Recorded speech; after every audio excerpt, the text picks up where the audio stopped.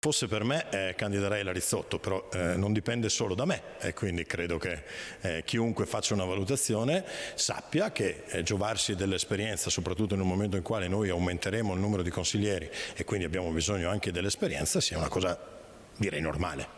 Ogni forza politica all'interno della coalizione è libera di mettere in lista chi vuole, che sia un militante di lunga data o uno appena arrivato da un altro partito. Fa il nome della più nota degli ex leghisti, il coordinatore regionale di Fratelli d'Italia Luca De Carlo, ribadendo che l'ipotesi di vedersi imporre veti dagli alleati è così remota che neppure se l'aspetta. Non credo che arriverà mai al tavolo del centrodestra questa proposta e se dovesse venire per noi sarebbe irricevibile, perché è chiaro che ciascuno di noi farà le liste secondo propria coscienza e quindi senza veti, perché con i veti non si fanno le coalizioni, non si costruisce mai nulla e poi perché se uno oggi andava bene quando era leghista non può non andare bene nell'alveo di centrodestra se ha una casacca diversa.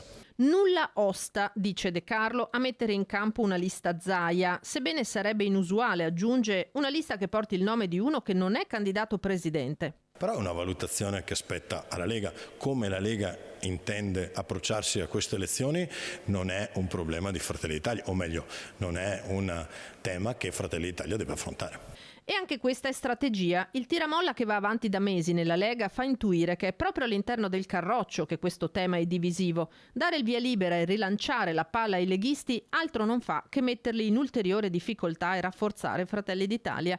Quanto al candidato presidente del centrodestra, De Carlo ribadisce che non c'è fretta. Nome a settembre, elezioni il 16 o 23 novembre e non esclude possa trattarsi di un civico. Io credo che tutte le ipotesi siano al vaglio dei nostri leader al tavolo nazionale, sia che sia di Fratelli d'Italia, sia che sia della Lega, o sia che sia una persona che faccia sintesi su entrambe le posizioni, quindi nessuna preclusione nemmeno nei confronti di un civico naturalmente. Non nascondendo che quello di Matteo Zoppas sarebbe un nome molto apprezzato. Matteo è una persona che sta svolgendo uno straordinario lavoro a Lice, sta mettendo veramente anima e corpo in quello che sta facendo, lo sta facendo bene e quindi credo che possa svolgere bene sia quello e mai se dovessimo chiederglielo anche il ruolo di governatore immagino.